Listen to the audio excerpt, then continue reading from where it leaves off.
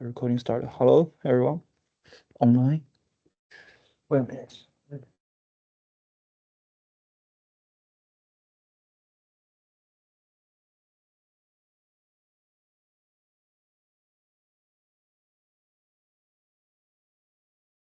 Okay, so I think we will start now. And today we were talking about Django, which I say is test of time, but in its prime, which means like it's a very old, actually very old framework. But in nowadays, because of the AI and Python's popularity, it's kind of become his age, like even popular than before was, and it have so many packages you can use. So that's why we choose it at the very beginning. So we will go through it in this structure. First is why we use it, and the architecture and the design of Django is actually being evolved from the traditional like application ways into the new application ways. But we will mention that how it works, and we will give some demonstration about how to set it up, and all of the different components actually in the Django and how we set them up. And also we'll mention the RESTful ways, which is one way doing the API endpoints. Another thing we will mention is Django provided a management command things for you to do some customized things. We also will cover that because that will be a useful tool for you later for you to manage your application. And then is definitely the testing. So first is why Django? It's actually a very, very old, not really that old, but it's a pretty old open source tool from the 2003. So why it's been like a why this idea actually is come from a newspaper agents. They kind of build a lot of different website for the newspaper, and the developers find out, okay, we probably can generalize how we do it because every web actually is very similar, and they use Python to do that. So they kind of create a normal framework trying to manage several news sites, and it being published in 2003. The name of the Django actually is named after the Django, if you know the guitar. So that's kind of like a in our area when you're naming some packages, there is a lot of tricky things here, and it's very interesting. And then it's kind of evolving from that. You have the Django 1.2, and the LTS means long-term support. It's like it will be support for a long area, and you can see like it's gradually being updated in every 2 or 3 years. Currently, we are at Django 4.2. So we actually get a question from Dean is like, when you choose which package you are using in your development, when you start a new project, the principle is you definitely use the latest version. And the latest, actually, latest the long-term support version. Like when you're trying to know this, when you're trying to do something about a server, you have the option to choose Ubuntu uh, Ubuntu 22 or Ubuntu 20 or Ubuntu 24. If there already a long-term version being like released and people already tested it, then go to the latest one. Other, you shouldn't go to the like older one because it will lack of the support and you will have a lot of security issues or pretty painful issues the open source community haven't solved. So use the latest version. And from like a very old, like a beginning to nowadays, there is a lot of new changes being coming. So in the 4.2, it actually have the async support natively in the Django. Originally, like Python doesn't have a good support for the async process, which is native supported by the JavaScript. And that's the reason why it doesn't have good packages for the GraphQL. But notice it do have that. Still, like we will need to test it out to see whether it works or not. And then it have better like ORM we discussed the other day in the like a database, and it have better admin interface and the type import. Like one of the problem in the Python is lack of the type in Python language. The same thing happened for the JavaScript, but these two problems both being solved. Like a TypeScript is used to solve the type problem in the JavaScript, and the Python actually for now is starting to natively support the type declaration. It's not restricted, but it's already much better than before. And why we choose Django in this like AI area is first is because it have the robust ORM. So we have already talked about why we need these ORM things because you need to scalable and cooperating with other people. Another reason why it's working is because we need to manage the database changes. And if you want to write your own plan like a SQL script, then you probably will have a lot of problems. So this is another reason. And a very big win from Django is it will directly, automatically give you an admin interface. You don't really need to write any code. You just need to use it. I think I can give an example here. So for example, this is written in Django, and I just change the theme. I don't really spend too much time here to like generate this code, write the code, but you already have the functionality to do the search, and you have the functionality also do the filter, and it looks actually already quite well. But the Django native interface actually is looking like this.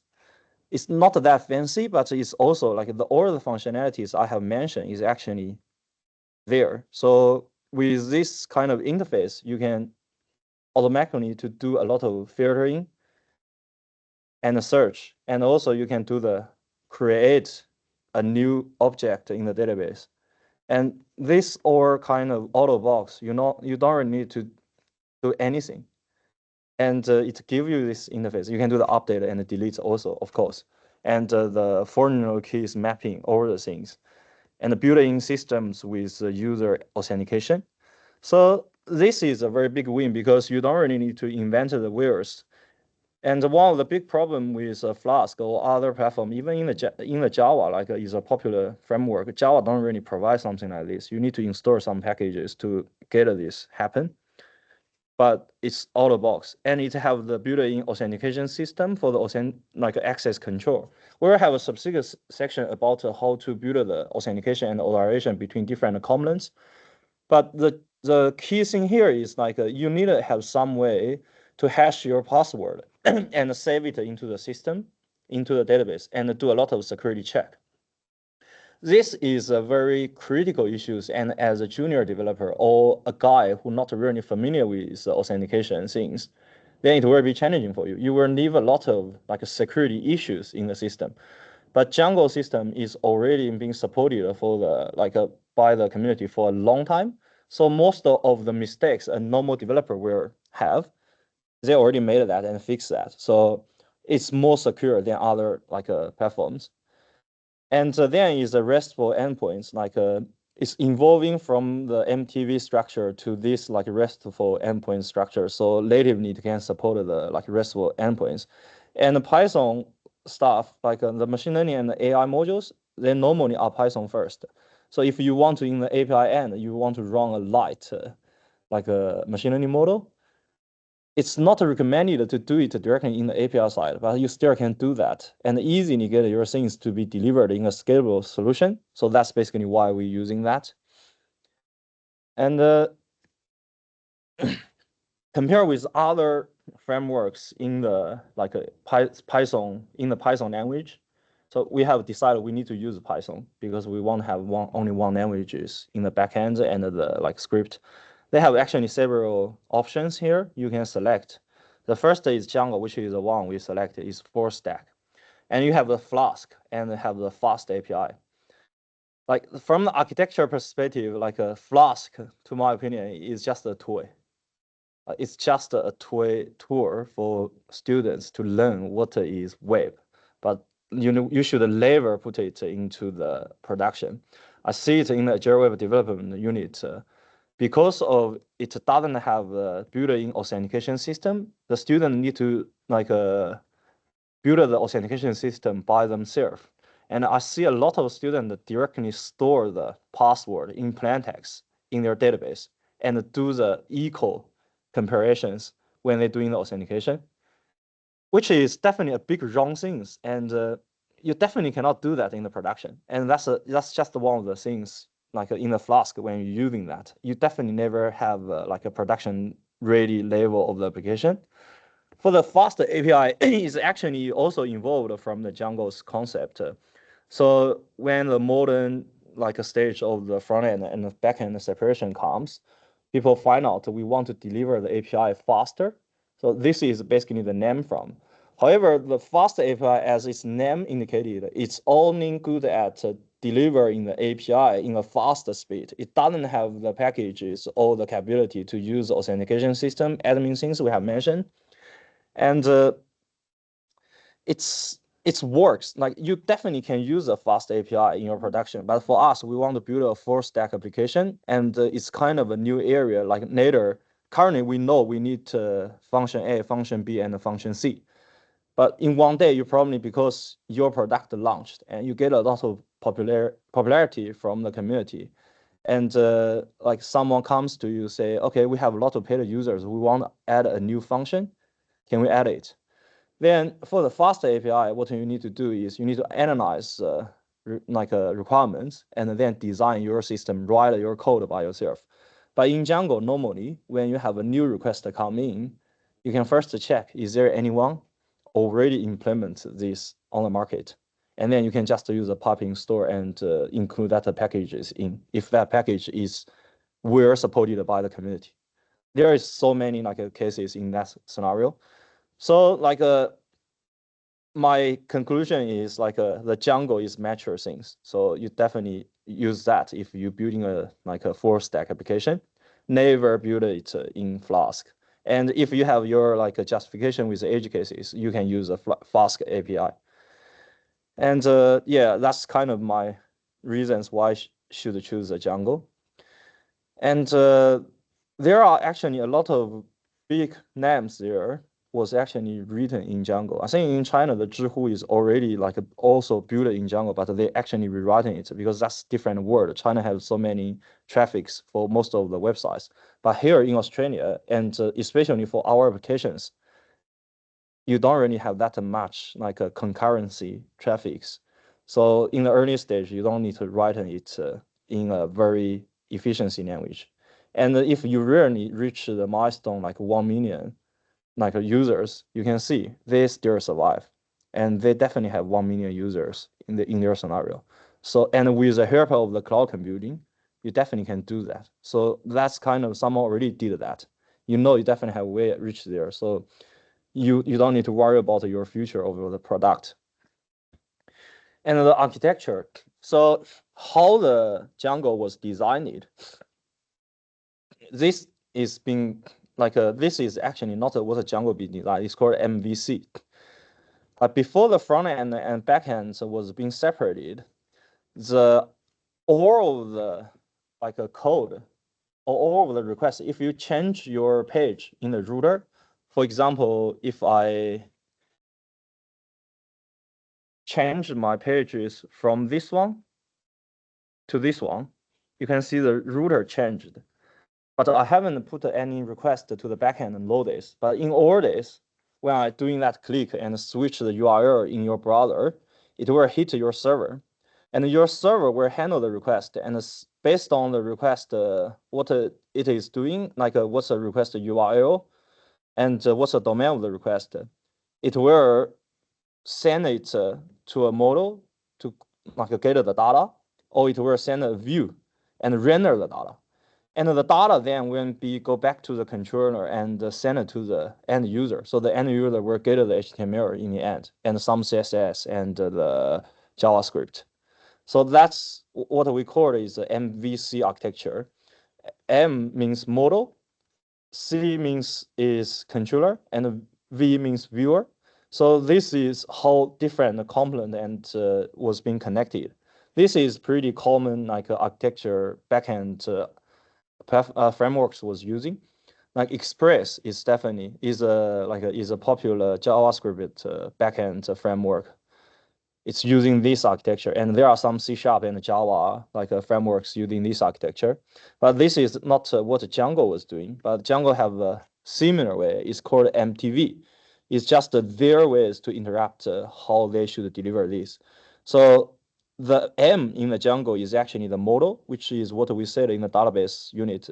The section is they use a model to connect it to the database and do the ORM, so do the CRUD things. And the T is a template. So you have a presentation there. The template will be written in like a HTML with some like a parameters way, and it is nearly equivalent to the MVC in the view. And it's have another thing called a view, which is actually, it's a bit tricky here, but the view in the Django actually is handling the business logic, which is equivalent to the MVC's controller. So your logic, complex logic in Django normally happens in the view. And when the request the response happen in the Django is you have a web request, so which means you type a URL in your browser, and the URL, the browser will send the URL go into the server. In the server will be say, okay, this URL I should send it to Django, and the Django will based on the URL determine what is a view, which is the MTV view architecture we just mentioned. What is a view I should use to handle this request? And inside of the view, you will have the code to call the model. For example, you created the object in the model, or you update a data in the model. So the model's connection with the database interactions should be bidirectional. So you can get the data from the database in the model, or you can update the model. And when the model's data was coming out, you basically construct a dictionary or something, and then you feed it to the template. The template, as its name indicates, will have some like a placeholder spaces for the variables. So you say like when you render it, you say, okay, I need the username to be like a good user. I want to be another thing, be something, and so it will be rendered in an HTML way with JavaScript and CSS, and then it will return this HTML to the front end as a response, and the browser will render the HTML, see what you have seen there. This is how it works when you request this Django admin page. The Django admin still in the MTV architecture, so it's kind of come back as a viewer. But when the time evolves, the the application is growing bigger and bigger, and normally you have a very big team in your like in the large product companies. Like for example, in the Canvas, you probably have a team of 200 people just in charge of the front end or the back end. Then you find out the collaboration will become a problem. So, for example, if you want to deliver a feature, then you have a lot of people actually trying to write the code in the same repo. Then it's not scalable because the communication become very, very hard. So the concept becomes to we need to separate our front end and the back end logic. So front end people just focus on to deliver the front end UI and the UX interface. So when some people click a button in the front end, it will have its own state management. If he needed to update something, then he only call the API. So they will have a contract between the front end and back end and say, okay, I want to update, call these subsequent endpoints to update this field. If I want to get the data, then I should call another endpoint. So this is where the idea of this front end and back end separation from. And this is where the REST endpoint was, like a RESTful endpoint was starting to be populating. So under this scenario, your request still is from the browser. You send the URL request when you need it. So your front end will send a request like I think just now I show man here is like if I click it, normally you don't really see any backend request, but in this page, if I click this on the left side, you can see I actually have like all the JS are just to like load the JS files from the server. So that's static file. That's different from the like API. But this one is actually API. When I click it, then it's we're based on which page I'm going, decided which endpoint I need to call. So in this one, you can see I call this endpoint, and then the endpoint actually return a pre-signed S3 URL, so I can use in other places in the front end. So in this way, the front end and the back end actually being separate. The front end, like Next.js or the React, we're based on your click. We'll send a request to a REST endpoint, which is a URL. And the URL will be handled by the Django viewer. And Django viewer will do the same things, do the models like a retrieval from the database and update it or delete it, do anything you want. But then when they want to push the data to the front end, things become different. In the previous scenario, as a template-based way, it will directly render the data to a template. But in this way, it will be go into the serializer. Serializer is just something to verify your like a data type and get your object of the data into a JSON, which is a dictionary. And in the dictionary, it will be returned to the front end as a JSON. So that's become the JSON become the like front end and back end communications format between them. So this is what we have seen here. So in this way, basically the Django evolved from like a full stack framework into just a backend framework here. So you can see this is like when we say MTV, then what does that mean in the code? So actually in the code, you will have a models.py. In this one, you will define the database tables and their relations and validation rules. For example, you will have the database like a field, say you cannot exceed 200 names or something like that, or it must be Boolean or something. So you do the declaration here. In the view, you will handle the request, do the business logic and the data pre-processing, and also pull different data from different models, combine them together. And the template actually is end up with .html. It's a special HTML format in the HTML like a structure, but it will have a placeholder there for you to do the rendering, and the template can inherit from each other. So that's the early concept for the front end component. So for example, you have a header of your website. You want every template to have the consistent header. In React, you will have a component called header, but in this kind of MTV viewer, before concept will be you have a template called layout, then you have a header declaration here. And then when you're trying to render a page, you will inherit from that layout viewer template and then render the information inside it. So that's basically the three main files in the older days you were needed to focus on in Django. And this is actually the Django's project structure. We set up it and do a demo last Thursday. And when we doing the Django admin and start the project, these actually are the files it will be created. It will create all the files here. The management.py is something like already been written in Python to make sure the whole framework is working. My project is a folder, a setting. Actually, the folder as the name of this should be same one. This will be all of the settings in the whole project as its name was indicated. So in the setting.py, it will have the setting about how should you set up your database connection, how should you set up your authentication like a configuration, or how should you set up some of the common used parameters. For example, if you want to use a boss-tree in your settings, you all be happen here. And the URLs is a place is declared like as I said before, like every API point will be handled by a slash something URL. So it's a unique identifier. When it's hit the Django, this actually is a places to dispatch your request based on the URL to different viewer. This is a place handle that. And the ASGI and the WSGI is actually like what we mean by Django framework. That's the Django framework. That's just the two different ways to spin up the Django application, get it up and running in the background. That's why you're doing the Python manage.py run server, the backend, the Django will be up and running.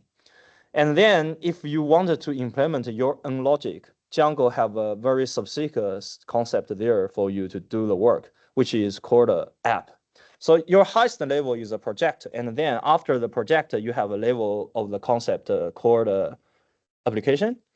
So you should actually separate different concepts in the different applications. For example, if I want to deliver a project about the purse, as the criminal data, what I have put in the database is probably two different apps. One app is called Crime, which just handle all of the database models and logics specific to the criminal data.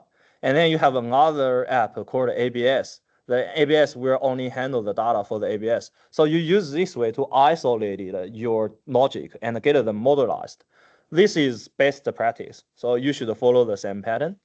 And when you're trying to create a new app, you should using the command is called Python manage.py start app and give your app name there. For example, my scenario is crime or the ABS. And then when it's being created that app, you will see these files here. First is admin.py file. This is the places where you can set up these things when you have a new application. And then you will have app.py. Normally, you don't need to do anything, any changes for this one. This is just a declaration places for the whole Django project to know, okay, this package is app. I need to include this in a specific way. And in the model.py, that's what we have mentioned before, here. So in the model.py, you need to save, declare your database, structure there. And you have the view.py, which is the places that we said handle the logic and handle the request. And the serializer is what we said here, you need to declare a serializer and get your object, or we say it's ORM in the Django. So you need to get your object to be converted to the JSON to return to the front end. Serializer is specifically for this usage. So normally, when we're doing it nowadays as a front end and back end separation architecture, you will definitely have this file. And the URL, these two URLs actually is the same. But this one is kind of, you have overall places to manage all of the URLs in different apps. This is a URL just managed inside this specific application. Actually, what we are doing is in this one, we have include a command of the Django. We will include these py files in there. So they can handle the URL dispatches here. And the test is you should put all of the tests specifically for this application here in this test.py. And we have mentioned that you must using the test, a test dash something to name all your files and test the functions. And the templates is something you need to use to put your template files there. So that is overall a project structure and what each files was used for. So later when you're trying to change something or update something, you should go back to know which is a file you need to update. And then, yeah, that's the part I actually trying to do the explanation.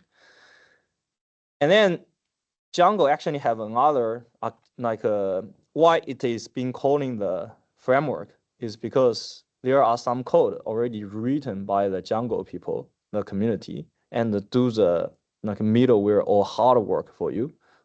So they call it a middleware. So in the middleware, they will process the request. For example, we say we need to do the authentication. So user type in the username and the password, how the authentication actually being done. You haven't do any check with the database, say, is this guy a valid user or not? It's actually being handled by the middleware. So it will execute before the viewer, and some of them are executed after the viewer. So they will do some further processing or pre-processing with the data sent to the URL or with the data you processed and sent back to the front end. So get a lot of a common used things being wrapped in the middleware. For example, the authentication we mentioned, section handling we mentioned, and some security checking features like cross domains injection checking, just to check the header whether you are from domain valid, you can send the request to stop the attack. So this is what the middleware was doing. You don't really need to know much about the middleware. You just need to know there is some concept called a middleware, and that's something you can look into if you need some specific features to be handled. And then the principles of the Django when trying to design and implement the code is don't repeat yourself. That's actually principle for for any programmer. So get your component to be reusable and inherent the template. Get different apps to be loosely coupling, so it will be modularized. If they have less dependencies between different apps, it means good. You will introduce less complexity of your overall application. less complexity means less chance you will get towards bugs, and also it will means you will get like a long-termly fast to deliver your production. If you get them dependency into a very high complexity, it means your code at some stage won't be able to quickly evolving in a agile way. That's what we actually happened before. And also normally get all of your naming, all of your URL namings to be specific, explicit, readable, so people can know what you are trying to deliver in here. And then is try first. So what I just talk about is just from the concept level. So for you guys, you probably don't know how to do it or how to mapping the concept to it. So that's like a specific instruction, a detailed instruction. How can you do it by your own? So first, as we're doing with a Python package, you need to first set up your development environments. That's what we have said before. You can use Conda to do it, but because Django is pretty mature, you just use like a normal virtual environment to do the setup and install the Django. Django is also a package in the Python, so you need to install the Django. We actually already done these kind of things in the last week's presentation and the demonstration. This is a command. What I'm meaning is when you're trying to start a project, after you install the Django, you will have the command line tool called Django admin. And you can use Django admin to start a project. And it will create a folder like this. And after this one, you want to create an app. Then you use this command to create an app. So put a proper name of the app there. And after you create an app, you must to get your app added to the installed apps in the settings. So which means in this way, the Django will go to your newly created app and do its like checking and do its managing. And after that, you will need to do some initial configuration. This is something we already done last week, and the demo code of this are actually already pushed to the cloud. So the natural and the default database the Django connected to is a SQLite, which means if you haven't replaced the database configuration section in the settings.py, you will, after you run the Python management.run server, they will create a .SQLite file in your local folder. That is a database, is a SQLite database, which is not a production level database. We need to replace that with a Postgres server database. And this is how you do that in the declaration. So it needs to declare the engine and the username, password, host, and port, as we have said in the like database section we talked about. But for the Postgres SQL's like a connection, we actually need to specifically install a package to make sure the connection will be effective. So this is another package you need to install before this can work. And then after you're doing these two things, you need to, the Django itself already have a lot of like a database changes and creations. For example, the user concept is already been created, user table already been created in Django. So you need to run this command to get all of the database changes, the migrations be applied to the database. This is how you do that. This is a way to apply the migrations, not the created migrations. There is another specific command we will talk about later. And then you will have an admin page, or you need to have a user. So you need to create a super user you've been able to log in. This is a command you will do it. So you type in python.py, create a super user, and you type in the username and the password based on the prompt. And then you will be able to log in the admin page automatically. Not automatically, you need to type the password and username in, but this is how you set it up from the very beginning.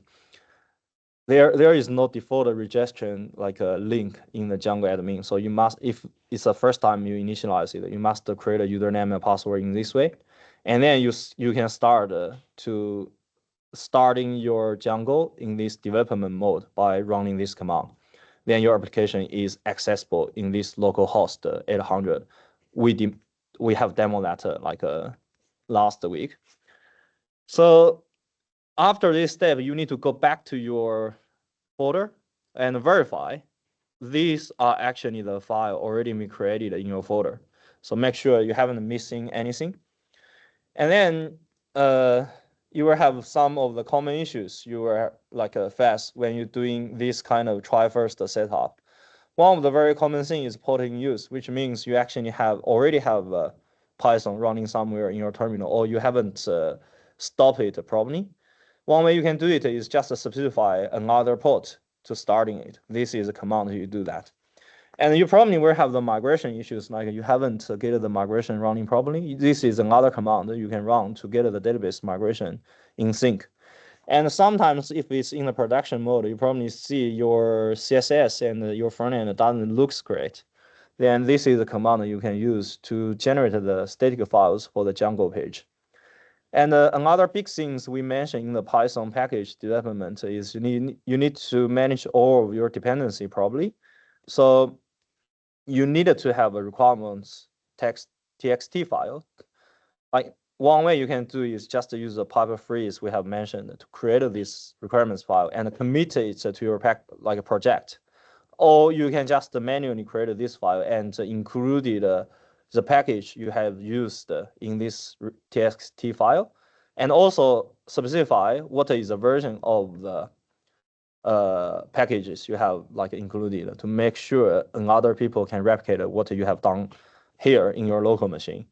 So this is basically some of the standard way. And in the production, actually Django have like a specific settings as a debug whether it's true or false in your setting files. If it's true, it will tell you when you hit an arrow, it will tell you which line of the code is actually throwing the arrow. But in the production, when you're running it in the production mode, you don't really want this information being leaked to anyone, because someone probably will take advantage of this like a bug and hack your website. So if you set debug to false, then your application will only return a general page say there is something wrong, but it will tell the guy in the front end of the browser say what's wrong. And then is core components we have in the Django. We have mentioned the project and the app. What's their like a specific usage? And we have mentioned the app's design principles. For example, this is like a common app example. So you probably should have an app for the authentication. If it's an e-commerce scenario, you will have an app for the cart. You have an app for the blog, and then you have an API app probably for the REST endpoint. It depends on you. There is like when we go into this stage, it's starting to be the balance. Senior and juniors will be a bit different with how they're doing things. But as long as you are fitting into this framework, say you get your design patterns fitting into these principles, you are still good. So that's basically what we are trying to deliver in a software requirement design that unit. Is getting people to familiar with a lot of different design patterns and get them used in your practice, because they are there for a reason. And it's a lot of experienced people like summarize that. And then is we already set up the project. We need to first set up a module, which we mentioned in the database section. So how can I define a module? This is how you do it. So in the module.py, you need to define, if you have an article table you want to declare, this is how you define the article. So you will inherit from the Django's DB modules, and then this is one of the fields you will have in your database. And then what's the max length of it? You probably want to put your help text in there. And you have a content. The content is another field called the text field. The text field will have a longer distance than the chart field. So you can have the free text here and the end of the file here. You also want to keep track of when this new data is created and updated. So you use these ways to declare the time point. And also when you're trying to retrieve it and get it logged in the logs, and it should be readable. So this string is when you kind of retrieve a record in the database for this article table, how it will be presented. So this is how you declare a table when you're trying to starting to implementing your business logic. So for your project, you will deliver later. You will need to first think about how your database design is, and then you need to declare it here. And after you, like this is several other examples. For example, author. And then you want to also declare the fortune keys depend between different models. This is how you do that. So that's the ORM we have mentioned. This is a many-to-many relationships between the category and the article. So, and the view, like we have mentioned, the view logic, this is actually in the view.py file, what it will be looks like. So you have a function, it will process a request. And then inside of this view function, you will use the article. So you actually should import the article in this page and do the objective query. And then the result will be pushed to this article.html to do the rendering and render to the front end. This is what the view was doing. And you can see here when we write this, it's still functional based. We have mentioned that we should do it in the class based. And this one is pretty limited usage. It won't be able to create a lot of functionality for you. But here, actually, you can do it in a more advanced way. It's called class based. So actually, the Django have a lot of built-in view built for you already. You can just inherit from it and declare your template.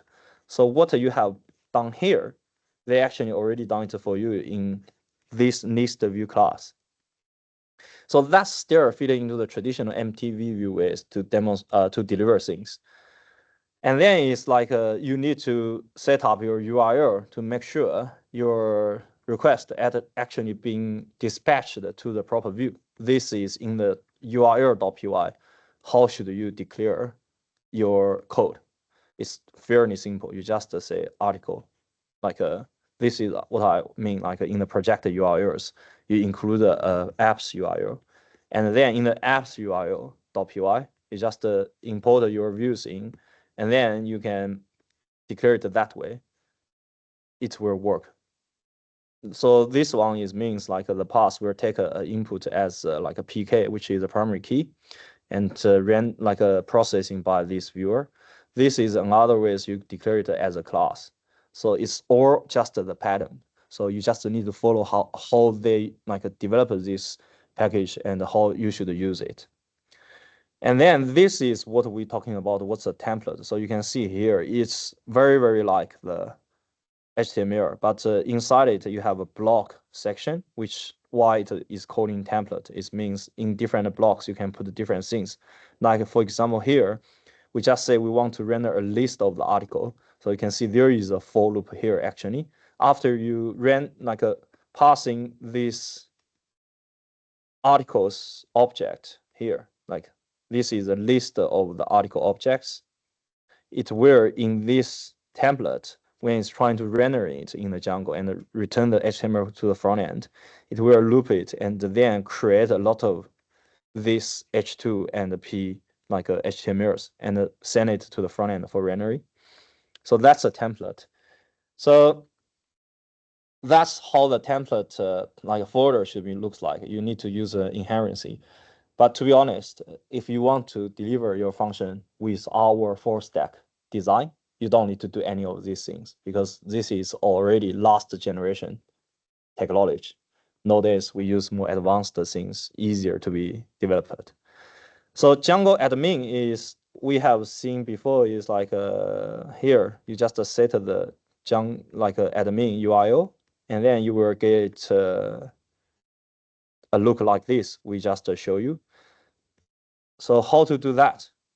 And also you can see if it's a geospatial, like what we have mentioned before, if it's a geospatial field, a geometry field, Django actually also have this a built-in support for this geometry field. It will show you this polygon where it is. You don't really need to write any code for this. So how you do that is basically something like this. So remember, just now we declare in the model there is the article. You just need to, in the admin.py file, importing this admin, import the article object, and then using this command to register this article model, you will have it. That's all. And you can do some further define with your admin function. You can define what you will see in the list display, and you can define what you will see in the filter, and what's the filter a filter you want to search from, and the data hierarchy, or how you should want to ordering. So in the application is actually something here. So for example, this one, this is called list display. This is called list filtering. And when you search here, it's called the search field. So that's what we mean in this one here. And the ordering is something like here. So for example, I want ordering it based on the financial year. You actually already have the ordering functionality and the pagination. So you can see I have so many data, but the pagination is already there. You also can define how many pages it is there. So it's totally out of box. I haven't done many customization there. That's the admin functionality. And then there are a lot of packages you can use very easily. One of the things I recommend to use is Django import export. That's like a plugin specifically for the admin. I find that it's very easy to use. All you need to do is install the import export in this way and import it in the app. And then what you can have, I think I have it somewhere. Yeah, here. After you have that and get it imported and do the setup properly, like here. So it's a bit more settings than what we have done before, but this is how you import the export model admin and do the inherent from it and say what's the field you want to import from. And then in your Django admin page, you can directly export your data. You don't need to write any code. It already become the CSV. You can see, and you can give it to other people. This is super useful, like in nowadays, because people want to like give their data to other people, like how you do the transformation. You actually can be delivered in a lot of different formats. And when you have another guy come in, give you some data, you also can choose a file and do the import. It's also like a built-in. The code here already done it for you. And then it's advanced filtering. So if you want to filter it based on some specific like a air field, you can define your complex logic, do a lot of customized functions in this Django admin page. So this is one of the example. You can say I want to like publish or draft the things doing the query in Django. It's all become super like a simple. And you can also define your action. So what the action means is something here. So for example, I select the record and you have action, which is delete. After you click it, it will ask you whether I want to delete this record. That's a built-in action. But if you wanted to do some like a specific actions, for example, I define here is I find my process. Normally, this is a task I need to manage. I find out this task normally fair. I want to recue it. So you can see I actually define a customized function here. And I click recue, it will from another like a status into the status I want to. So how you doing this like action I just said, it's normally just these 3 or 4 lines of code. You can get that done. So it's super easy and like super useful. And there are some security concerns, like you see a lot of hijactions or security, like people trying to explore things. So normally people were doing /admin, but you will see if you get your website up and running, you will see a lot of random requests to your like URL admin. They're trying to hack it in. So normally something you will want to do is give it a pretty special URL, so nobody else can know it. So it will avoid a lot of like traffic from the hackers. And you need to do the like HTTPS and don't give other people's like these admin pages like a permission, because in this admin page, if you are the super user, you basically can delete the whole database. So that's some general admin security things recommended in the Django admin.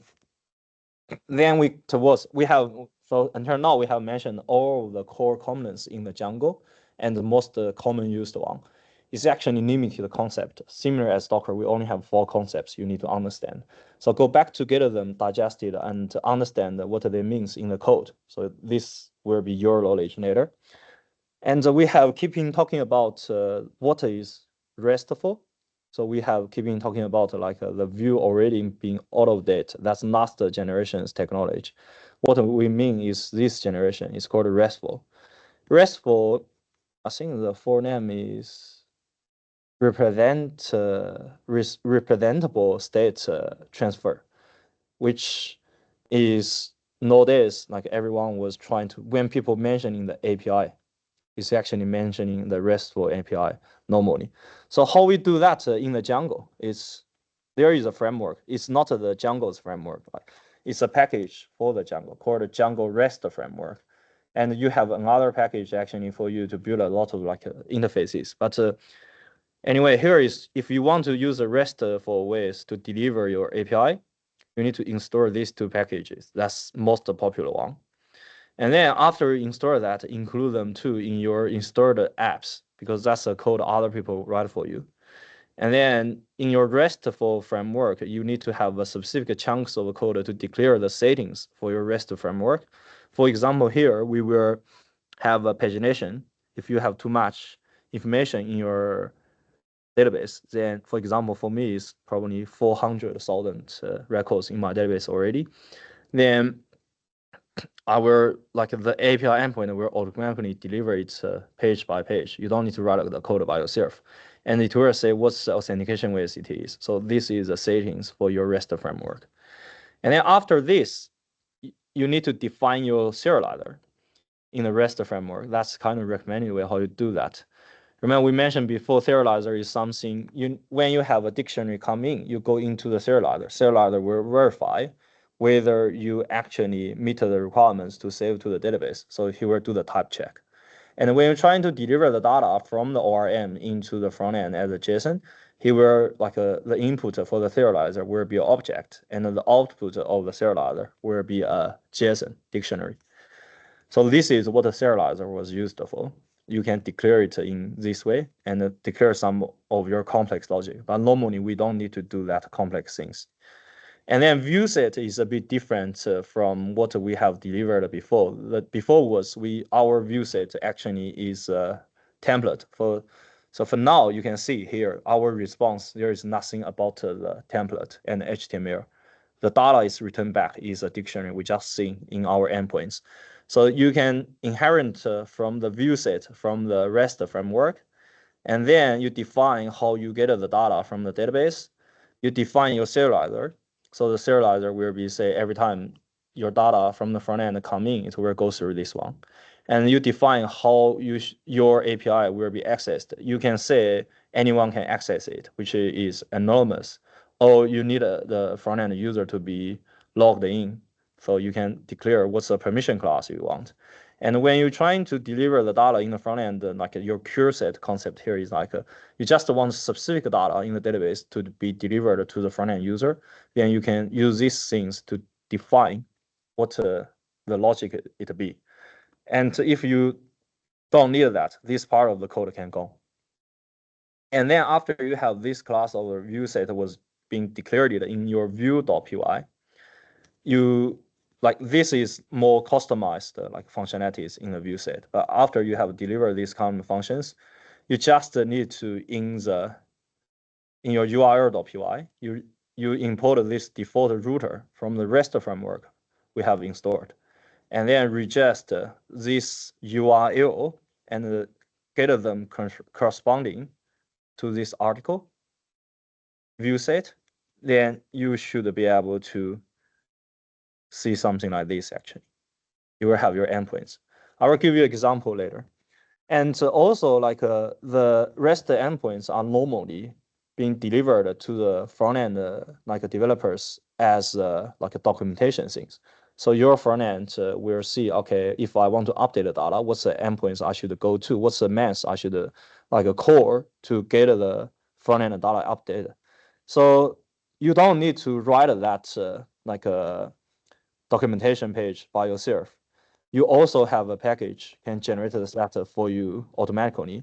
This is why we install this package called the DRF YAML. So it will go to, it's on top of the REST framework. You just need to put this kind of setting there. Eventually, you will get a documentation page for the front-end user to see something like this or something like this. There are two different formats of the endpoints. So this is called a Swagger. This is called a redoc. So I think we have both of them up and running.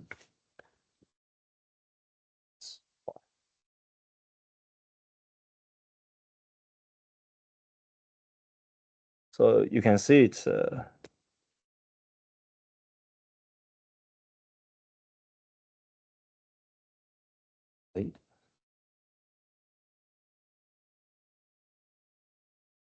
I forget the password. But this should work. Yeah, this is being public available. So you can see after I do something in the backend, in the front end, you directly can see this like endpoints and what's the payload you will request and what's the payload it will return.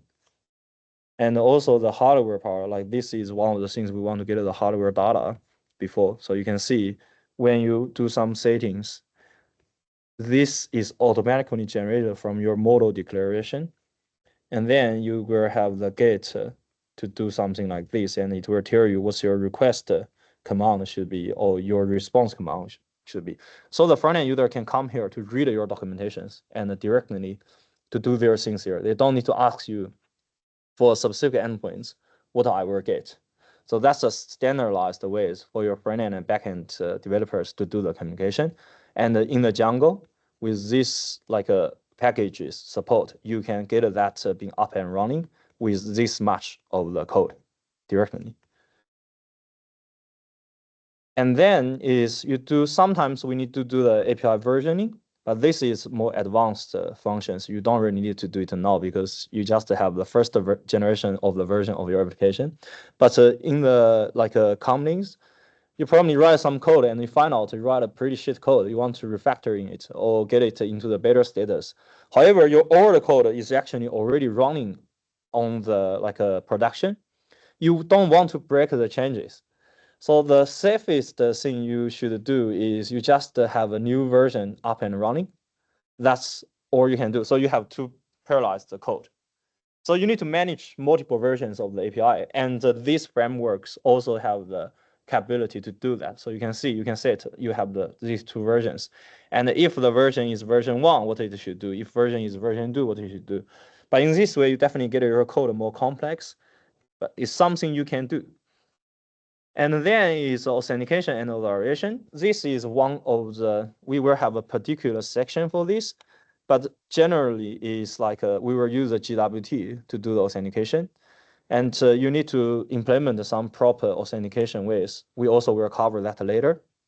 And you should have a monitoring way to, like if someone keep hacking your backend, for example, logging into your admin page, you should have a setting there, say if it's logging more than 10 times, you should lock the account or block the IP.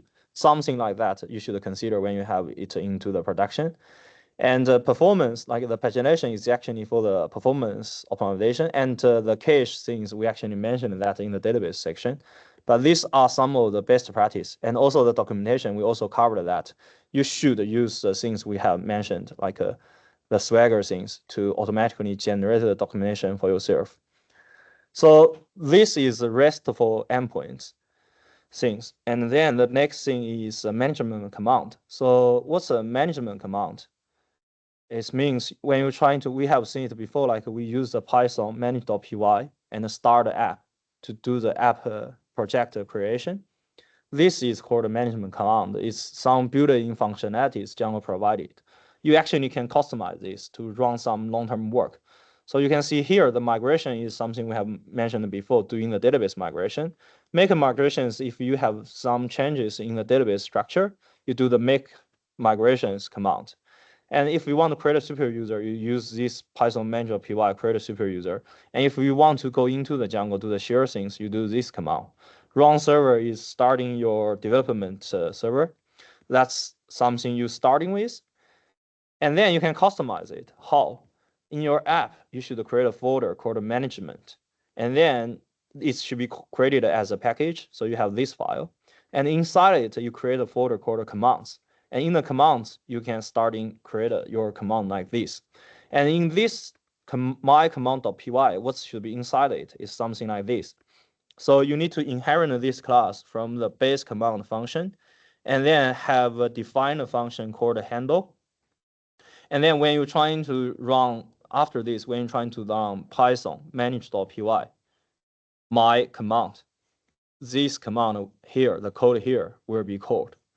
So this way it can be used for a lot of specific usage. For example, if you have probably 10,000 files in your database, and you want to export them as a CSV file, the page we just showing you as an import and export, it can do the job.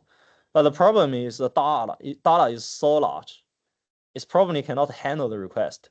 So you probably get this long running task to run in here in this way. Or some other tasks, for example, you want to do the cleaning with the database, or do the a data integrity check of the database, you can run it in this way. So that's some edge cases you will need. You can use this command, like customer command things to do it. And it can take different parameters into your customer command, as we mentioned in the package, like Python package section. So this is how you do that. And automatically, you put the help here. If you run this specific command, actually in the command line, it will give you the hint what's the command you should put in. That's out-of-box functionalities being created by the Django. And yeah, this is one of the practical examples. You can like a specific CS package, CSV file, and then you specify what's a path of it, and then open it, and then write it to the database. That's one of the examples we can do. And the best practice is like in the Django, is you need to have a good naming convention. For example, here, just know the commands we are doing. I just call my command, but you should probably need to give it a readable naming. So other people, when they see this command, they can intuitively know what you are trying to do. And you should have the error handling. You don't really want you should have a try and a catch and log the error. So later when it's running on the cloud, especially the serverless like lambda function, with this like a good ways of the error catching, you can catch your errors easily and understand which line of the code causing the error and fix the bug. Otherwise, you basically will probably spend weeks and weeks trying to chasing what's wrong. I have been there before. So definitely do this with proper logging tools. And the progress feedback, for example, here is like we have a very large CSV files. When it's running into this process, if you don't really do any progressing feedback, you don't know where it's stopped. So you don't really know where your code is. You don't know whether it's because the database problem, like it's locking, or the database performance is downwarding, or it's just take a long time to get that done. So you should have a progress bar built in. So there is a specific package for that. And the documentations, like when you're writing the code, as we said before in the Python package development section, you should have your settings or your documentations being written in a specific comments way. You should have the same thing be done here, because Django is just a special Python package. There is no differences between it and the Python package itself. So that's kind of some of the best practice. And the common use cases for this kind of management command. I think when I say this, you probably don't really have the feeling why we need that. But probably later when we're trying to using it, you can understand. So that's some of the edge cases you will do. For example, report generation. We worked for a medical company before, and we want to generate the reports for the specific patient, and it needed to generate a PDF. It will take a while to get that job done. So we actually run Python into the ECS Fargate instance and get it scheduled like every day, lifetime. It will generate a PDF and save it to a specific file as static file. You use it later. And before was when I'm working for another company, it's like we need to every month we need to send the user an updated email about what's the new data they have ingested to our platform. We also use this way to implement an email notification functionality.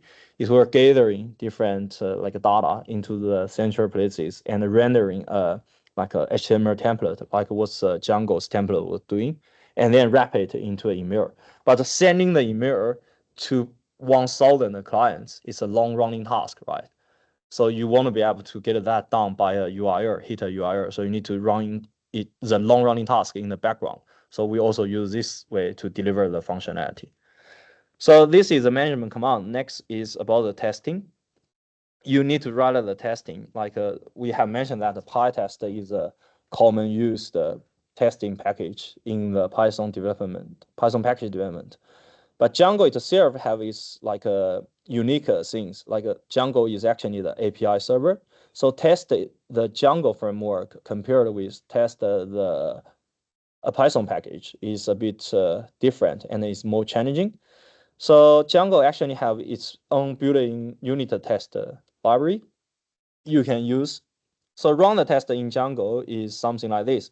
If you just run Python main.py test, it will go into your every app and find out the folder starting with tests and run all the tests within that folder.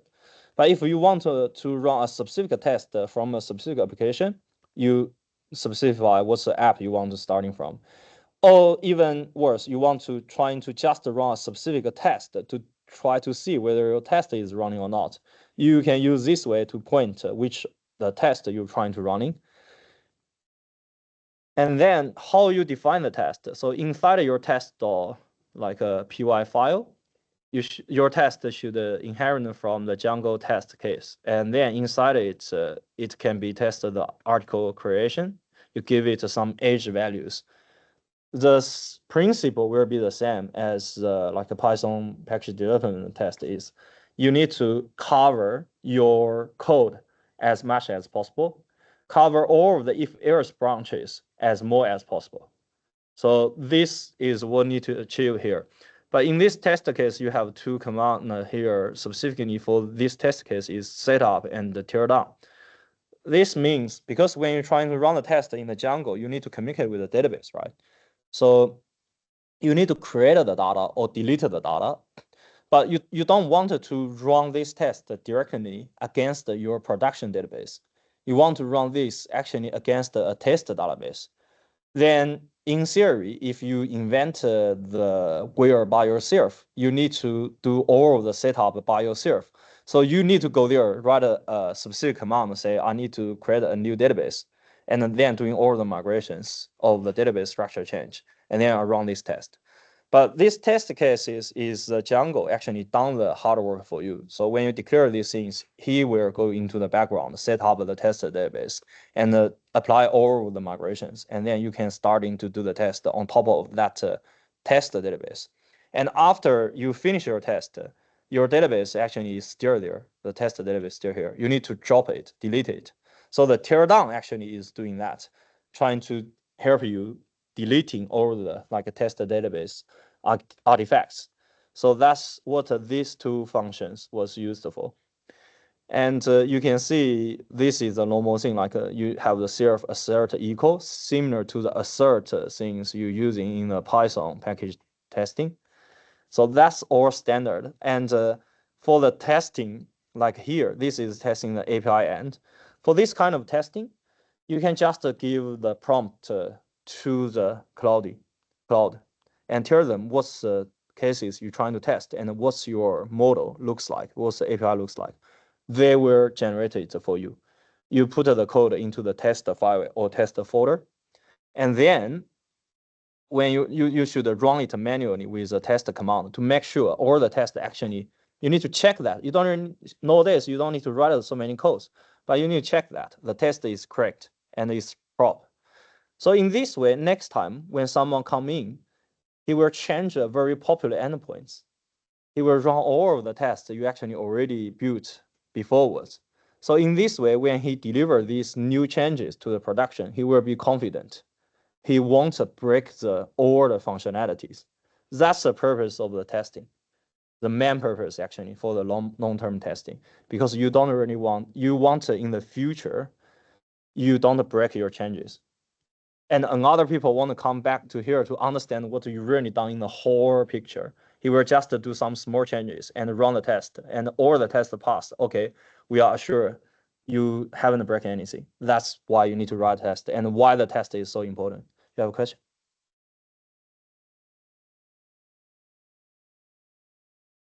it will be an empty database being created. So it will be a separate one.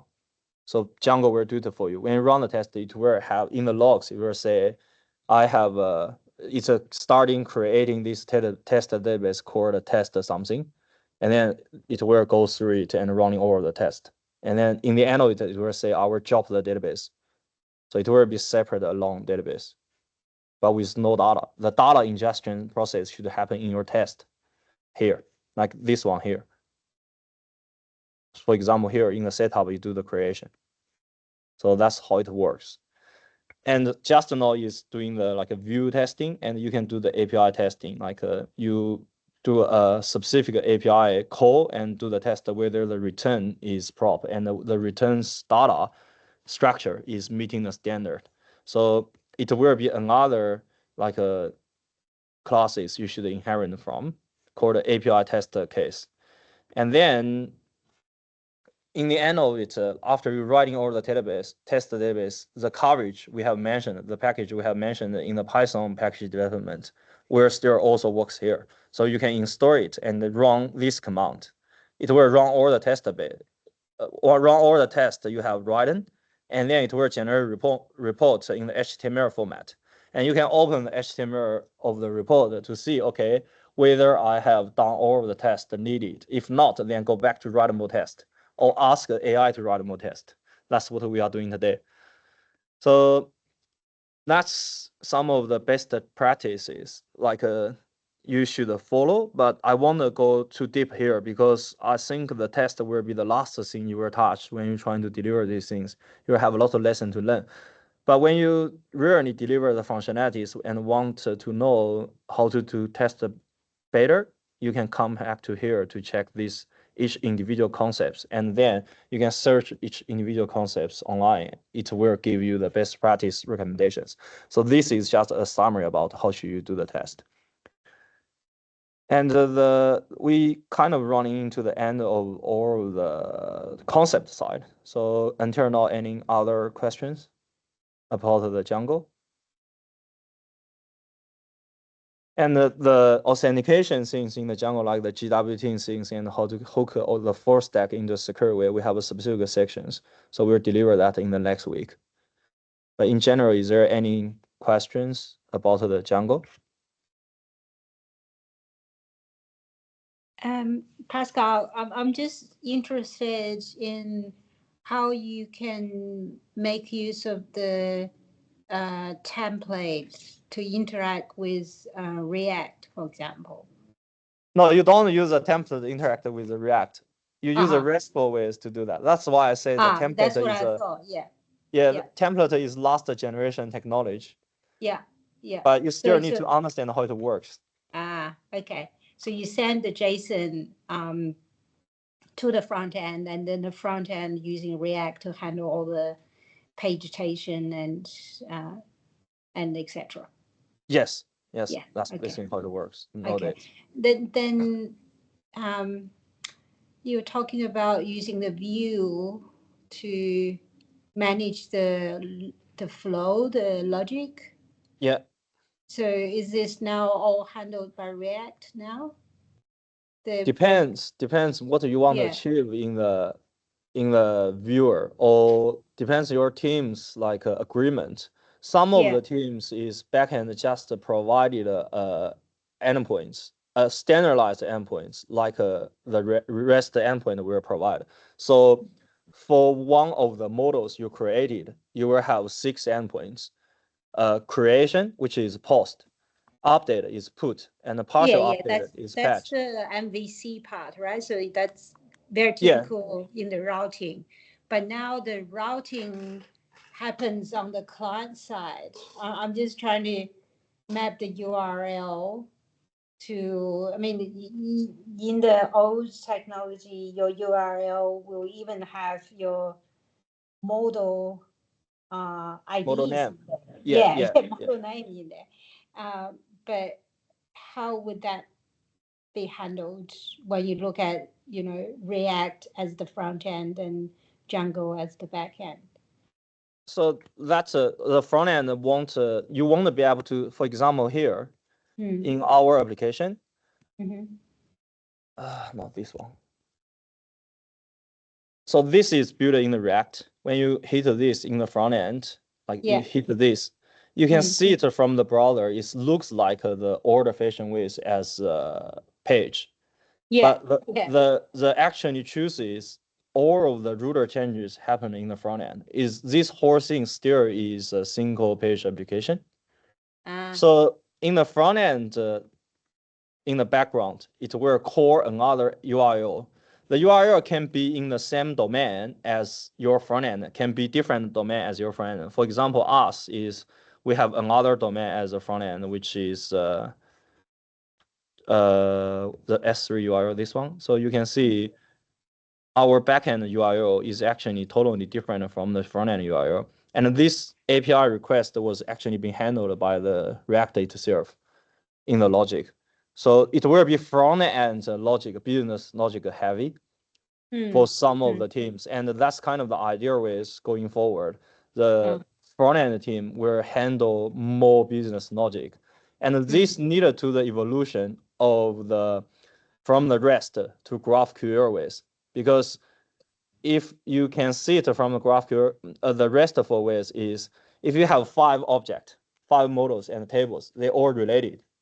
Then in the front end, if you want to gather all of the data of these 5 related tables, you need to have at least 5 call to the backend, which is not ideal.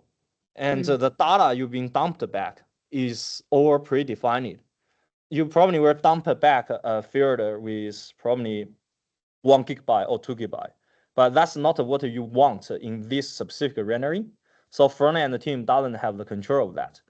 So this actually led to the evolution from the RESTful endpoint to the GraphQL endpoint we will talk about next Monday. And do some demonstration. So yeah, in the like a long running of the time, the whole thing will change to front end logic heavy. The back end basically just handle some specific complex scenarios. So our Django here in design, where you don't really deliver too much code actually in the Django. You just need to know the concepts. Right. Okay.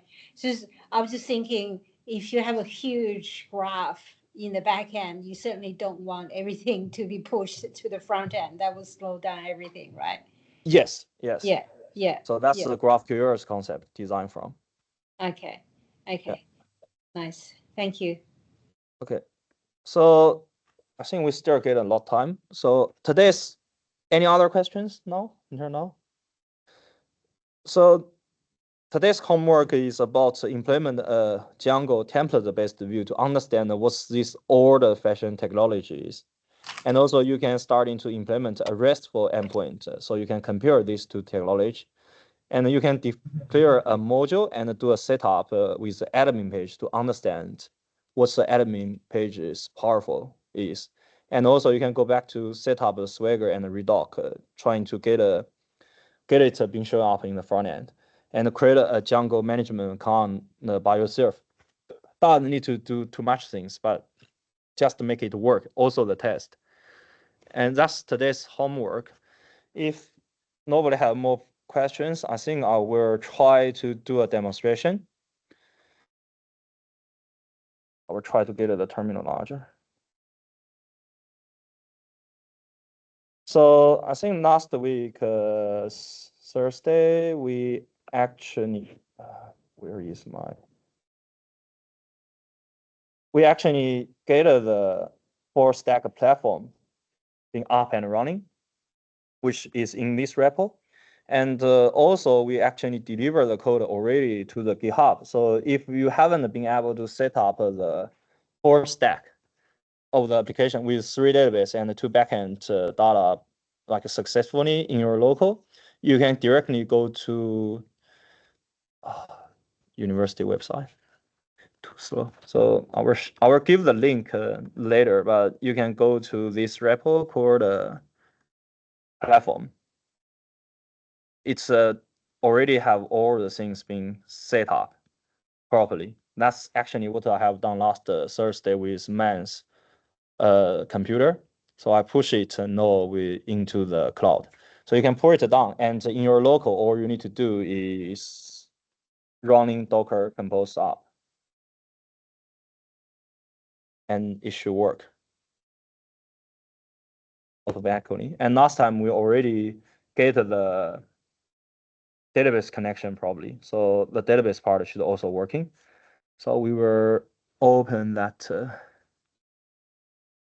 project now. So this is a project in the PyCharm. And this is the Docker Compose file. After it's up and running, we can try to use a Docker command we mentioned before to check, okay, we have 5 containers up and running and everything is healthy. And you can go to the local host 800. That 800? Hey, it's not working.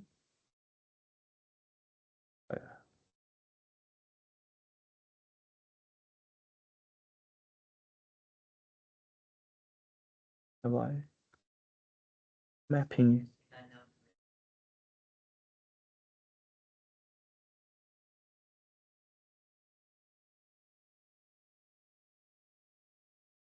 Sorry, wait me. Yeah.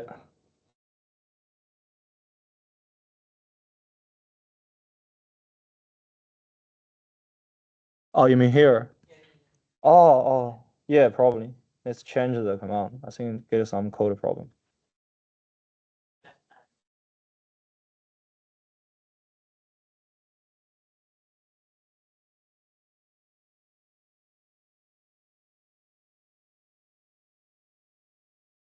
So after we change that, we need to Docker compose down.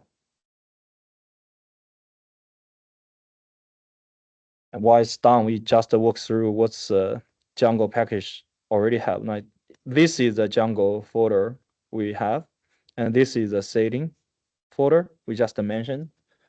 So you can see we change the database settings here with latest username and password.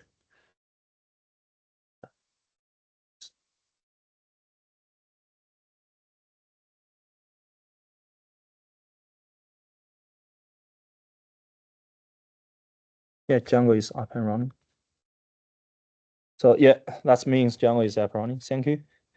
And so next thing is like we want to create a model, any model. So for example, we have a pilot model. So what we want to do is we need to, because we are Docker-based development, so we want to go into the Django's container, and we name the Django's container. We don't really give it a name, so we need to get the container ID of it, so we can get into it. So this, where is my bash? And then we are in. So you can see here, it's kind of mapping together. And now I want to actually create an app. We can call the, I'm not sure what I should call it. Call it Prime.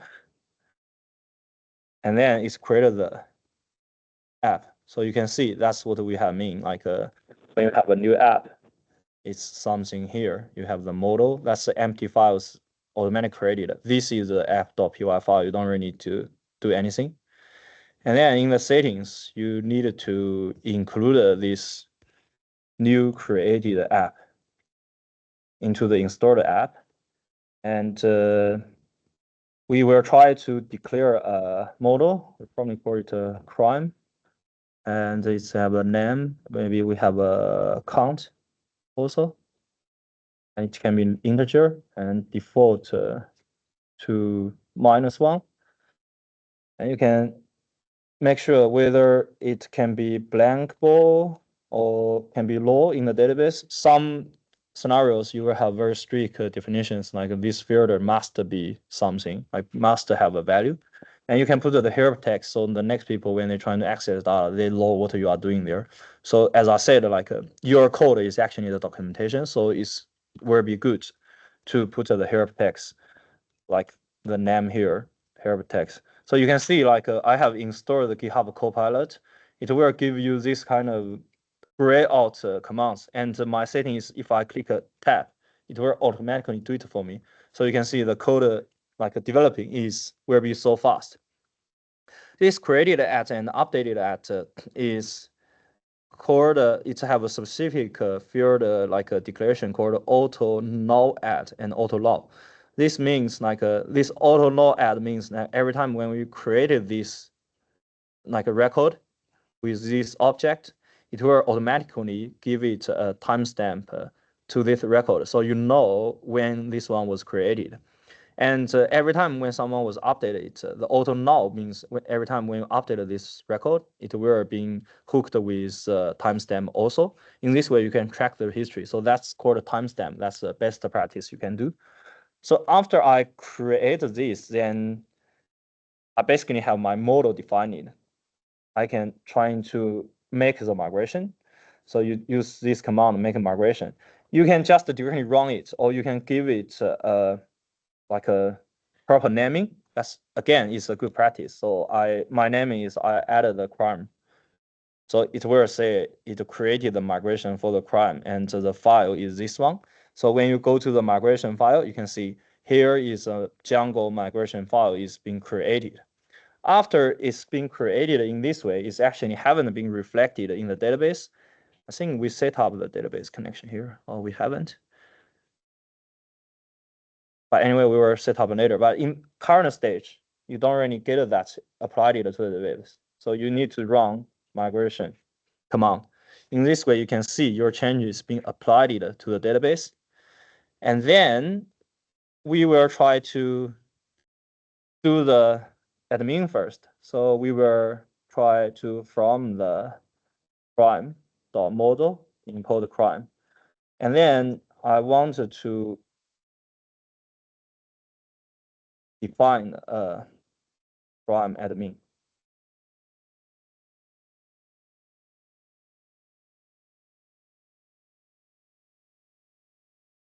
Yeah, so you can see it's actually, again, automatically generate all your code for me. You just need to give a good starting point. It will go there, go to the models, trying to figure out what's the command you actually already defined it there, and then you can see something like this. So we have the admin page. Oh no, it's actually wrong something. It says have no module called module admin. It's give you the hint, which is something I declared wrong. So you can see it's going back. And then I need to add the admin page here. So I already done that. But in your URL, the project URLs, you need to have this URL pattern and give it a pass and import this admin and set up the URL there. In this way, you basically get the access to the URL page. But until now, I think I should be able to see the URL, the admin page now. That's what it is. But when you log in, you see I don't have the admin username and the password. As we have said before, there is a command called Python manage create a super user. This is a command you can create your first username password and get login. So it's asking you to create a username. I will just put the admin and admin password. I will create a simple one. If it will give you a problem twice, you need to type it both the same. But I type it is just a password, so it will give you alert is too common. It actually have the principle in the backend to make sure you must have a password meet specific criteria. You can set that up and make sure everyone have very secure password, complex one. But now I just bypass it because I'm a super user. Under this stage, my user is being created. Then in this page, because my username is admin, I just put the password. I logged in. You get this. And this is a table we just created. You can see we have the capability to add the prime, which is hacking. This is a hacking. And you can see the default is actually working here. You can give it other default names. Now the record was being created. And you can see here it have created at time and updated at time is the same because we just created it.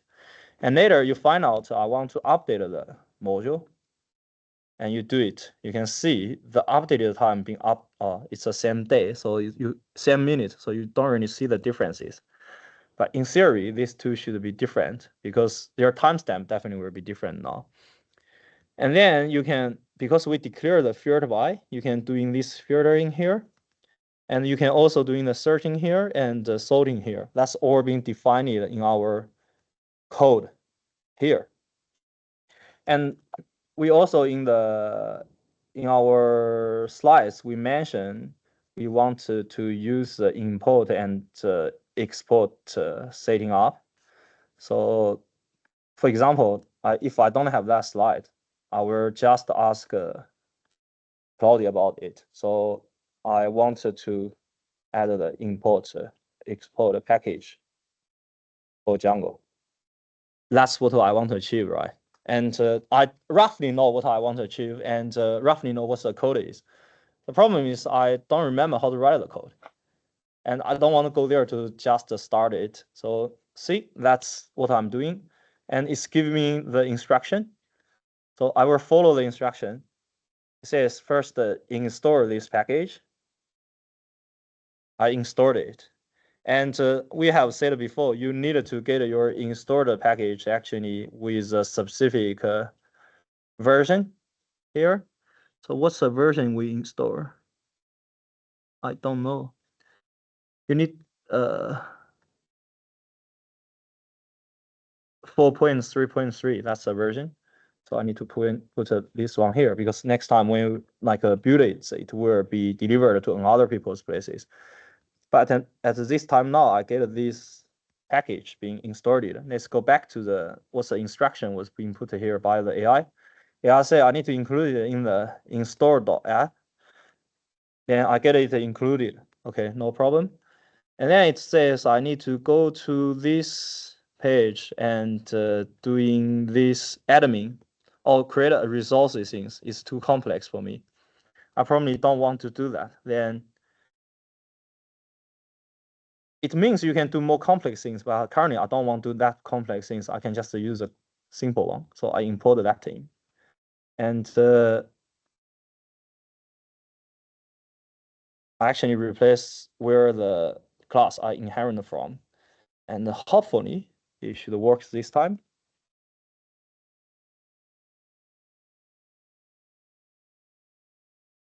Run.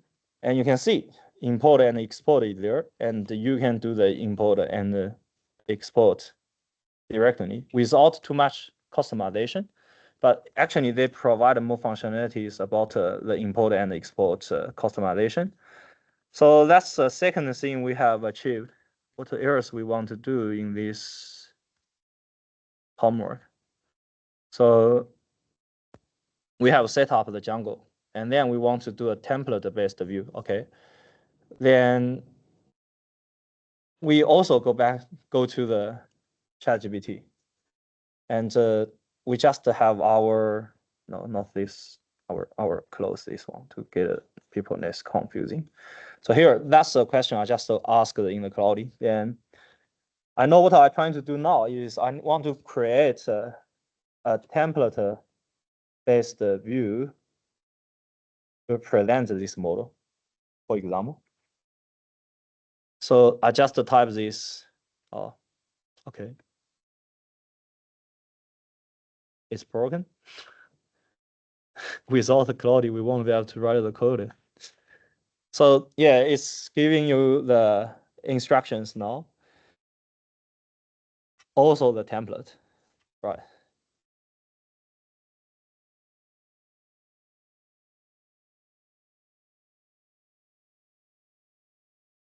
So yeah, it's creating that. So instruction is I needed to go to the view and get them copied in.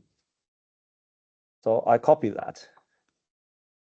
And I have a view.py file, someone they generated for me. And I have said you see the AI was being fed with too much, less practice, not the best practice, code. So they're doing this relatively important way. But as I said, do it in this way. So I will update their code. And then you can see I imported these two things and do these things. What I'm missing here is I don't already have the template, which is a template they created. So we do the template later. It's also asking me to create a url.py file in my app directory. So that's the instruction to put in there. and it want to put this code there, then I should follow their instruction. I don't have a URL.py, so I will create a, oh, I created wrong. So I will create a URL. Is URL or URLs? URLs. So URLs.py.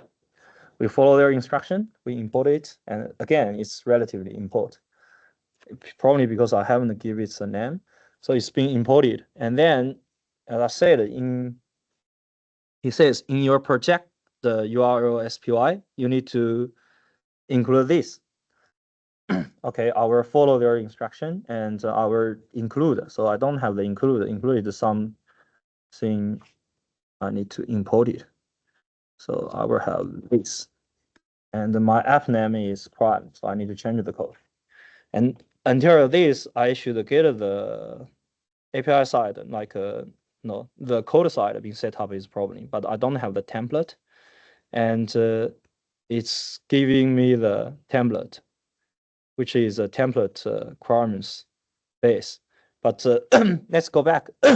Our folder actually doesn't have the template folder now. So let's see what they have say. They say I created this template. So they ask us to create a folder called this directly in your app. Then we will follow their instruction to see whether that works. What's the folder name? Templates primes. I suspect it's wrong, but let's see. And then inside it, it should have at least 3 files. One is a base template, which is this file here. So I will create this part of the code and base.html. It's been done. So, and then I need to create another file. He give me the instruction about what the file name is should be. So it should be prime list. Then I copy this code, and it's called a prime list.html. So prime list.html, and it's been created.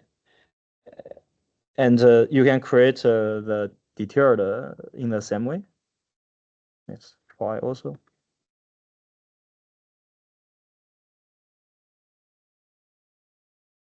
Details.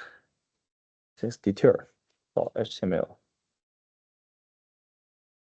And it's asking you to do the specific instruction about you need to set up the templates here, which is a directory of the templates. So that's where I suspect actually Django was doing, the cloud actually doing things wrong here. So let's see whether we already have the template settings. We don't, then we created, do we? Oh, we already have it, the templates. It will have this kind of thing. So we need to, it says other settings, but we need to put the directory here. So we have the, where I should put it? Oh, it's here. So see, I put it there already.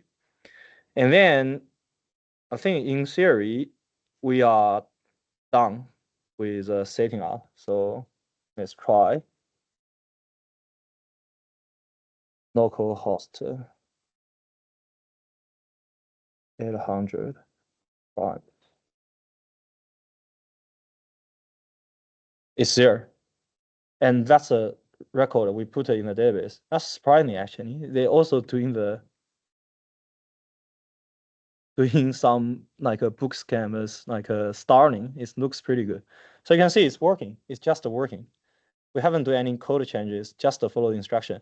So in the background, actually, this one doing is going to the database to list all of the data. So to see we actually really connected to them, we can go to the admin page.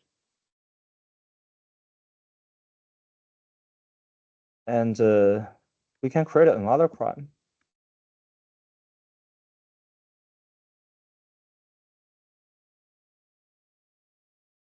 and we save it. And in the front end, we refresh. Okay, we have 2, and we want to see the details. Then that's a page you see the details and you do the things. So this is template-based way. We basically, with the help of the Cloudy, we get it done. And that's what Wei was asking before. So you can see this kind of URLs is actually linked to a specific template page. And the whole things was being handling in the view.py file here. So you can see in the view.py, it's actually doing the work in here. So it's specifically which page you are pointing to. So that's like an older fashioned way how you do it. Then we want to do the rest way. So we do it the same way, same. We ask. So our goal is we wanted to implement the RESTful endpoints with REST framework, which is the package we just mentioned. with the REST framework to return JSON endpoints. So let's see what it will return. So it's already know what you are trying to do. So you can see it's generating the code automatically.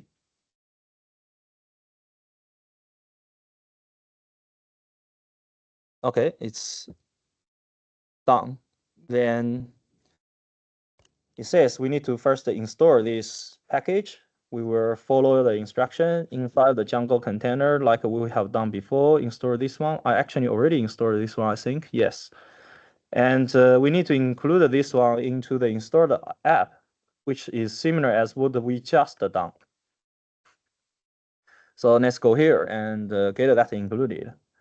It's also want us to create a setting for the REST endpoint as what we have shown before in the slides. So we just created that and put it anywhere in the setting file. It's just a declaration file.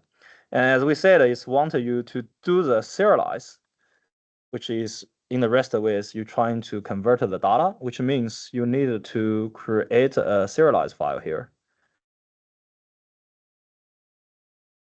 We have S. Yes, we have S. And then inside it, we copy and paste the data here. So prime.model, we prefer not the relative import. And then is in the view, what we want to do. So in the view, we have that many code. We were trying to get them copy. We already have some code there, so we probably will separate them a bit. So it's a good practice to get, we already imported the models first, so we get them be imported at the same places. So the import normally on the top of your file, as we said in the Python package development. And this time zone, have we imported the time zone? Okay, it makes mistakes. The time zone actually doesn't exist in the package. You actually can import that because now is when the AI was actually making the mistake. But you can see just now, the code interrupter actually like pick that up. This red things here is because I haven't set up the Django framework in this stripper or in this PyCharm properly. I will like probably give a link for you guys regarding how you set up properly. After that, these things, this red part will gone. But for the just now this time zone one, you can see it's been marked as red. It's basically the alert to say, have you imported this package? It haven't. I can import it, but I think it's need to require to install another package. So to do a demonstration, I just get them deleted. So, okay, I have the view created, and it's asked me to also create something in the URL. Then in the URL, I want to import it, but actually I already have this import, so I just put it there. I don't want to duplicate the import. And also I have why they need to log in. I don't need login. This is true for later. So I think get them both running here, you need to do some tweaks. For example, what I've just done. So we get them combined into one, and the path here is too much now.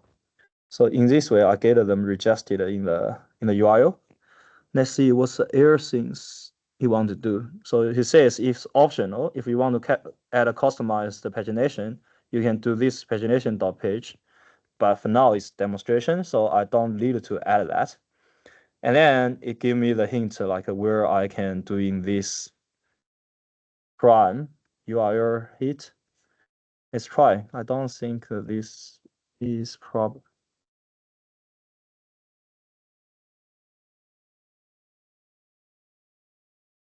So it's actually working. So you can see here, just now, so I will expand the URL a bit. So I actually included this Chrome view into this apps root, like apps directory, which means this API slash will be under the slash of this primary URL, which means your API URL will starting with this. And then after you starting with this, you will have the API and then these root URLs. So you can see here, we are starting the Chrome API. And this view set here, I said the matching like a URL here is crimes. So you can see two crimes here. I can change it to views. So you can see it's gone. And then, but when you put the views here, it actually return the things. And this is like a get for this page, and it will return a JSON file here. So you can see it get the two primary page, like primary we have created in the database, right? So that's a get operation.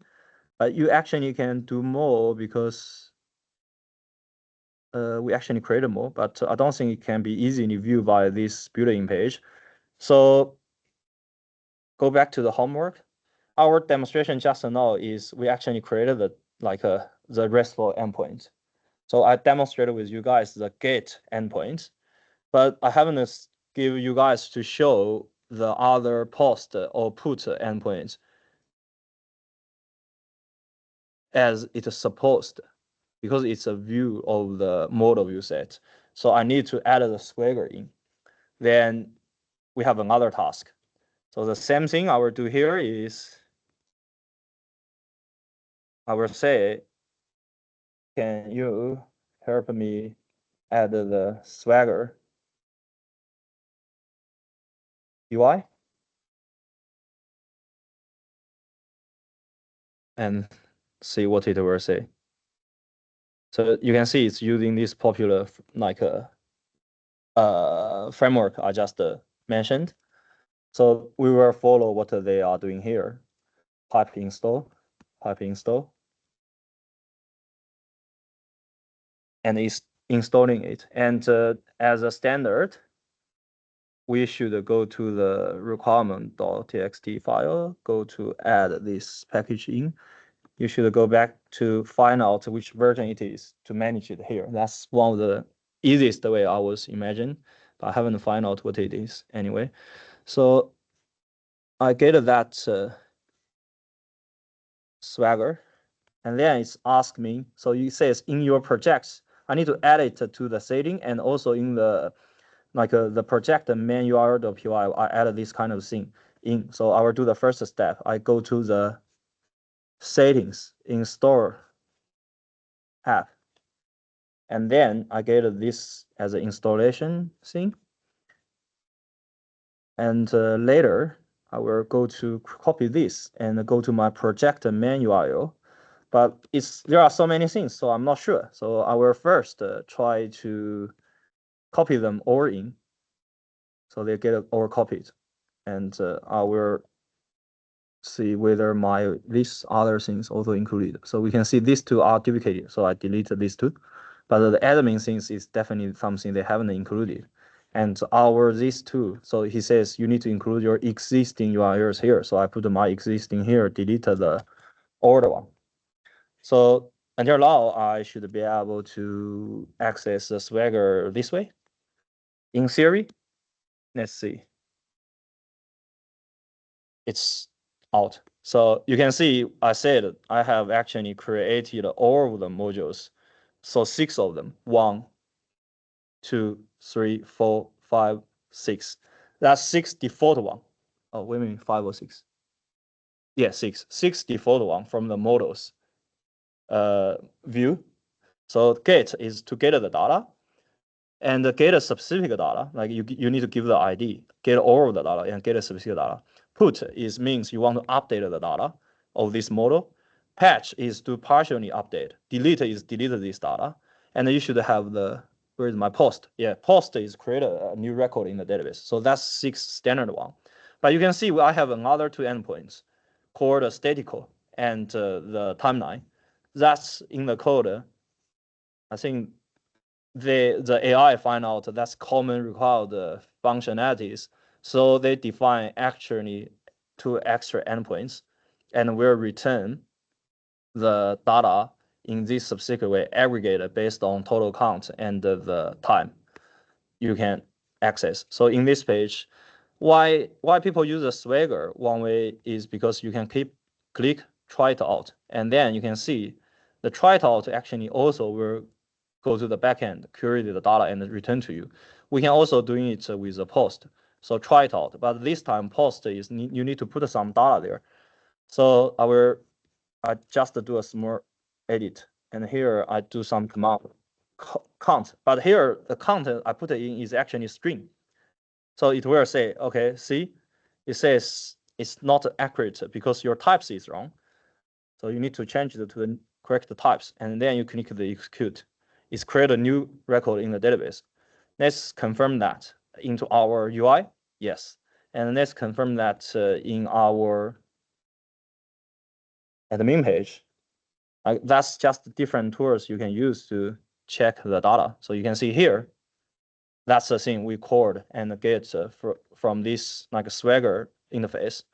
And then when we're trying to execute the get URL again, you can see there are 3 of them actually being returned. So the same thing will happen for all other like endpoints. For example, I want to try to delete one of the record. I want to delete the first one. I do the delete click, and then it says success. The return is 204, which is the delete successful. Then let's go back to our list. You can see there are 2 left. So this means we have accomplished the 6 or actually 8 RESTful endpoints already. We set up the Swagger docs, and it's just working with the help of the AI. And you can see here it's also been updated also. So we basically encountered the 4 things we're trying to demo. Then is a management command. So we probably do the same pattern. So we were trying to ask the AI, can I create a Django management command to explore the list of primaries in CSV? So I give it my requirements. And you can see it's actually tell you what's the folder you need to create this one. So that's where you need to put this one in. So management. So it's what it says, your app and management. So I need to go to my app and create the folder called management. And inside the management, you must have this .py because this will declare this as a package, as we said before. And inside of the management, you need to create a commands folder. I will do the same thing, commands. And then I think it says in the commands, you need to create the py file called export.py. So I will do the export.py. So I have this file, and then it's give me the all of the code, and with the try exception catching. But the bad part is you can see it's still doing the relatively import, which you already see the problem here is like you don't really know where you import from. So what you will do is you will change it to the absolute one. And then I get this wrong properly. So I need to run this command, how we have mentioned. export primes. So it's already been exported. And where it's being exported to, the CSV file? I haven't point where it's being exported to. So it's automatically exported to a root directory, which is here. So you can see there is a, yeah, it's being created.